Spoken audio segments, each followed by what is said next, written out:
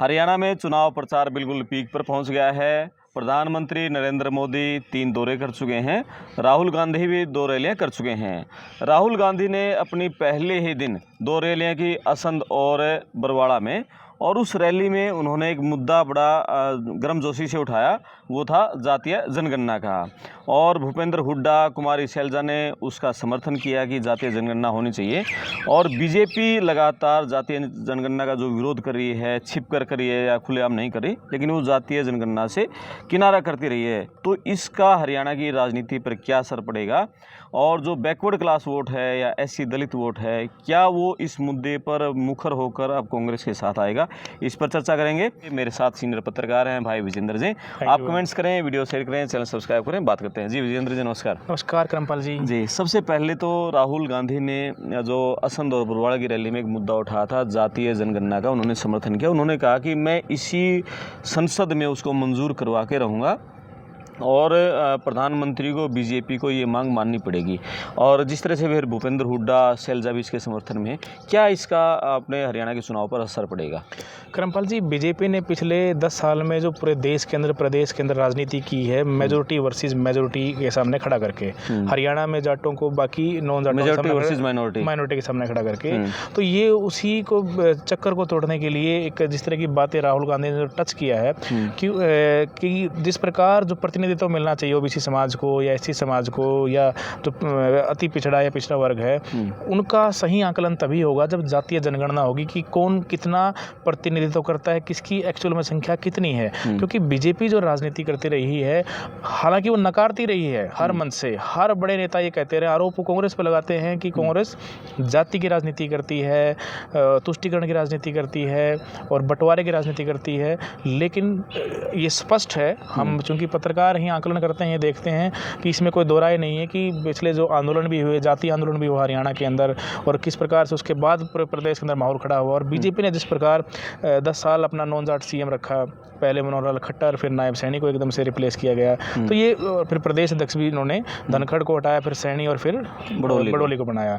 और जो बड़े जो इनके महकमे हैं या जो प्रतिनिधित्व है, जिस प्रकार नॉन जाटों को रखा गया, तो एक मैसेज उन्होंने दिया। हालांकि खुले मंचों से इस बात को कहना कि हम जातिवाद में विश्वास नहीं रखते और इस तरह की राजनीति, एक बड़ी गजब की लैंग्वेज है यार, वो हर बड़े लीडर की, हम सबके साथ सबका विकास है, लेकिन कहने में और सबको दिख रहा है, विजिबल है, तो वो की है। और शायद राहुल गांधी यही चाहते हैं, उन्हीं चक्कर को तोड़ने के लिए उन्होंने ये पहला तो जातीय जनगणना का और बाकी नेताओं ने समर्थन इसलिए किया कि बीजेपी जिस लाइन की राजनीति कर रही है उस लाइन पर ही अटैक किया जाए, ताकि जो अन्य समाज है वो भी कांग्रेस के साथ जुड़े। क्योंकि जो कोर वोटर था, SC BC जो कांग्रेस का वोटर समझा जाता था, 2014 के बाद जिस प्रकार शिफ्ट हुआ, तो बीजेपी में शिफ्ट हुआ था, तो कांग्रेस चाहती है कि धीरे धीरे किस प्रकार से उनको वापस से अपने साथ लाया जाए, किस प्रकार साधा जाए, और ताकि उनकी जो वास्तविक स्थिति है वो सबके सामने हो, ताकि बीजेपी का जो जिस लाइन की राजनीति है उसका तोड़ निकाला जाए। लोकसभा चुनाव में तो बड़े शिफ्ट हो गई थी वो वोट बैंक वापस यार, तभी तो मैं कह रहा हूँ, इसीलिए वो बार बार इस चीज़ को टच कर रहे हैं, बेनिफिट उनको मिला, और शायद इस तरह की बातें करें उनको बेनिफिट उनको इस चीज़ का मिलेगा। और दूसरा जो डोंकी रूट वाली उन्होंने जो मामला टच किया कि हरियाणा से 15 से 20 हज़ार युवा, क्योंकि पूरे देश में जैसे जिस प्रकार कांग्रेस आरोप लगाती रही है डेटा को लेकर कि पूरे देश में हरियाणा बेरोजगारी में सबसे नंबर 1 है, और हरियाणा में भी जींद सबसे नंबर 1 है। ये जो जींद वाली बात मैं कह रहा हूँ, ये तो एक्चुअल एज पर रिकॉर्ड बात बोल रहा हूँ मैं, क्योंकि जो एम्प्लॉयमेंट ऑफिस जो है इनके, उसके अकॉर्डिंग जींद हरियाणा में बेरोजगारी में सबसे नंबर 1 पे है। तो 15 से 20 हज़ार युवा, जिस प्रकार राहुल गांधी बार बार जिक्र कर रहे हैं कि डोंकी रूट से, यानी कि जो इलीगल रूट होता है, पैसे पे करके जंगलों से होते हुए पता नहीं किस किस देश से होते हुए वो जाते हैं, 15 से 20 हज़ार युवा।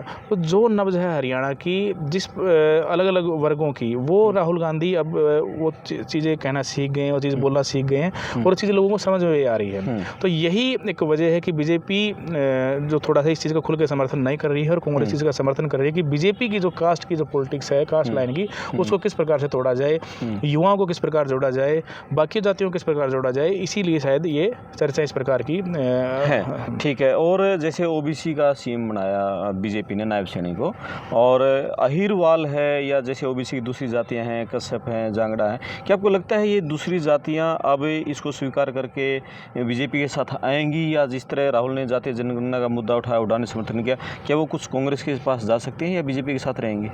देखिए, इससे निश्चित तौर पर फ़ायदा मिलता है कि अगर आप किसी के रिप्रेजेंटेशन की बात करते हो, किसी के प्रतिनिधित्व की बात करते हो, उससे निश्चित तौर पर आपको फ़ायदा मिलता है। युवाओं के मुद्दे की जिस प्रकार उन्होंने बात की, तो निश्चित तौर पर उनके दर्द को उन्होंने बिल्कुल समझा है। आपने देखा राहुल गांधी ने एकदम से दौरा किया था करनाल में, जो घोगड़ीपुर गाँव में गए थे, गाँव के अंदर सुबह गए थे। तो वो उन्हीं मुद्दों को, जो हरियाणा के मुद्दे हैं, चाहे वो नशे का है, यहाँ से पलायन का है, आपके जींद में ही गाँव है, दुडाना गाँव है, 80-90% युवा यहाँ से पलायन कर चुके हैं, डोंकी रूट से विदेशों में गए हुए हैं। बहुत सारे ऐसे गाँव हैं आसपास। हम देखते हैं पिछले 3-4 साल में आपने भी ट्रेंड देखा हुआ, जब से अग्निवीर योजना आई है, यहाँ पर कितने ऐसे सेंटर खुल गए हैं जो बड़ी संख्या में जो है विदेश भेजते हैं। बिल्कुल। और शायद यही एक वजह है कि जो उनको रोजगार मिलना चाहिए, जो उनको प्रतिनिधित्व मिलना चाहिए, राहुल गांधी और जो कांग्रेस के जो लीडर्स हैं, जो नेता है, वो इस बात पर जोर कर रहे हैं कि उनको बेनिफिट्स तभी मिलेगा जब जातीय जनगणना सामने आएगी, कि जो उनका अनुपात है उस अनुपात में उनको फायदा नहीं मिल रहा है। तो इसलिए उन सभी वर्गों को साधने के लिए, तबकों को साधने के लिए इस तरह की बातें हो रही है। और आपने बात की ओबीसी को कि जिस प्रकार सैनी को सीएम बनाया गया है, तो निश्चित तौर पर बीजेपी ने अपना एक मैसेज किया कि जो राजनीति वो करते आ रहे हैं, उसी राजनीति को उन्होंने आगे बढ़ाया है। अहिरवाल बेल्ट में हालांकि उनका खुद का अपने नेता है, वहाँ पे स्थापित नेता हैं, वो शुरू से ही अपने सीएम पद की मांग कर रहे हैं। वो हालांकि उनका बीजेपी का जुड़ाव सिर्फ इसलिए है क्योंकि बीजेपी पूरे हरियाणा में एक मैसेज देने में क्लियर रही है और कामयाब रही है कि हमें जो राजनीति जिस लाइन पे करनी है वो उसी लाइन की राजनीति कर रहे हैं, और उसी लाइन की राजनीति पे वो कामयाब भी हो रहे हैं। और यही एक वजह, देखिए आप, ज़्यादातर सीटों पर जो मुकाबला विधानसभा चुनाव में अब है वो बीजेपी वर्सेज कांग्रेस ही है, और पूरे हरियाणा का जो चुनाव है बीजेपी वर्सेज कांग्रेस है। कुछ सीटों को छोड़ देते हो हम। बिल्कुल। तो ये जो है कश्यप है, जांगड़ा है, कंबोज हैं, आपको लगता है अहिरवाल का वोट है, ये सारी ओबीसी की जातियां हैं, इनका क्या रुख रहेगा अब राहुल के इस बयान के बाद? इन जातियों के ऊपर क्या असर पड़ेगा? ये बीजेपी के साथ कुछ जाएंगी या फिर कुछ कांग्रेस के पास भी शिफ्ट हो सकती हैं?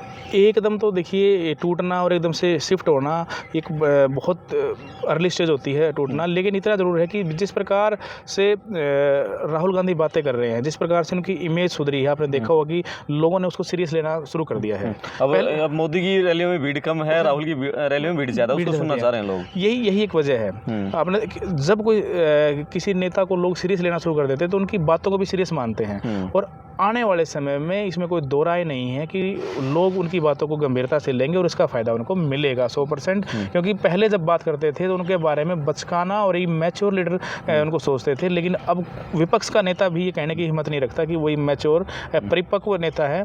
और जिस प्रकार संसद में उनकी बॉडी लैंग्वेज है, जैसे वो आड़े हाथों सबको ले रहे हैं, अमित शाह और प्राइम मिनिस्टर को भी उठना पड़ता है भाषण के दौरान, तो स्पष्ट सहजा आप अंदाज़ा लगा सकते हैं कि किस प्रकार उन्होंने अपनी छवि क्या, ये तो मीडिया की बहुत बड़ी देन है, क्योंकि परसेप्शन का युग है, बिल्कुल अवधारणा का युग है। अवधारणा कौन बनाता है? कांग्रेस वाले कह रहे हैं करोड़ों रुपए खर्च किए गए सिर्फ उनकी छवि खराब करने के लिए। मेन स्ट्रीम मीडिया बनाती है, और एक बात को जब 100 बार बोलोगे तो सच ही लग जाती है। तो जिस प्रकार छवि को उनको डेंट लगाया, लेकिन उन्होंने खुद अपनी मेहनत से, इसमें कोई दो राय नहीं कि अब उनकी मेहनत का ही इसमें सारा श्रेय है, और उनको जो स्थान मिलना था वो स्थान मिलने लग गया है, चाहे मीडिया की बात करें या फिर समाज में जो उनकी एक छवि थी वो सुधरी है काफ़ी, और इसका फ़ायदा वो जो अब बातें करते हैं लोग उनको मानते हैं कि ये सीरियस बातें बोल रहे हैं। और भाजोड़ो यात्रा उन्होंने की, फिर दूसरी यात्रा की भाजोड़ो न्याय यात्रा की, और फिर जैसे घोगड़ीपुर गांव का भी हमने देखा, बिल्कुल एक मतलब अमेरिका में मिल के आए, फिर उनसे वादा करके फिर यहाँ पहुँचे, मतलब किस तरह मतलब बारीकी डेप्थ में जा रहे हैं ना, हर चीज़ के डेप्थ में जा रहे हैं।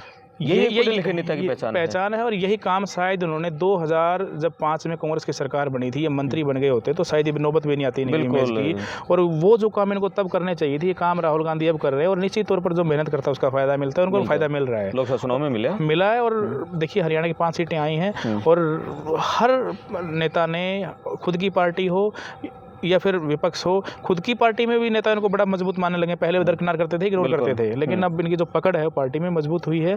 और लोकसभा में जिस प्रकार नेता प्रतिपक्ष वो बने हैं, उनके जो बॉडी लैंग्वेज है, जिस प्रकार से वो मुद्दे उठा रहे हैं, तो सरकार को घेर रहे हैं, तो बहुत मजबूत स्थिति में बन के उभरे हैं। और अब जिसमें आप चाहे जातीय जनगणना की बात करें, डोंकी रूट की बात करें, एजुकेशन की बात करें, जिस प्रकार वो मुद्दों को छू रहे हैं, तो लोग उनको बड़ी गंभीरता से ले रहे हैं, इसका फायदा उनको मिलेगा। और एक बड़ी वो मुद्दों की बात है, एक बड़ा मुद्दा उठाते हैं जब भी वो जो जातीय जनगणना की बात करते हैं कि जो सरकारी महकमे हैं, जो उच्च पद हैं देश में, वहाँ वो कहते हैं कि एक भी कोई दलित नहीं है, एक ओबीसी का नहीं है। इस पद पर अलग अलग पदों के नाम भी गिनाते हैं, कोई बता दे यहाँ कोई ओबीसी का, यहाँ कोई दलित, एक भी दलित नहीं है। इसका वो दलितों को क्या लगता है कि हरियाणा में आए तो दलितों को मैसेज देने में क्लियर हुए हैं वो? मैं वही तो कह रहा हूँ ना आपको कि वो जिस प्रकार बीजेपी जिस लाइन पे राजनीति कर रही है कि मेजोरिटी वर्सेस माइनॉरिटी, उनका फंडा क्लियर है बिल्कुल पूरे देश के अंदर, चाहे यहाँ पे जाट नो जाट है, पूरे देश में हिंदू मुसलमान है।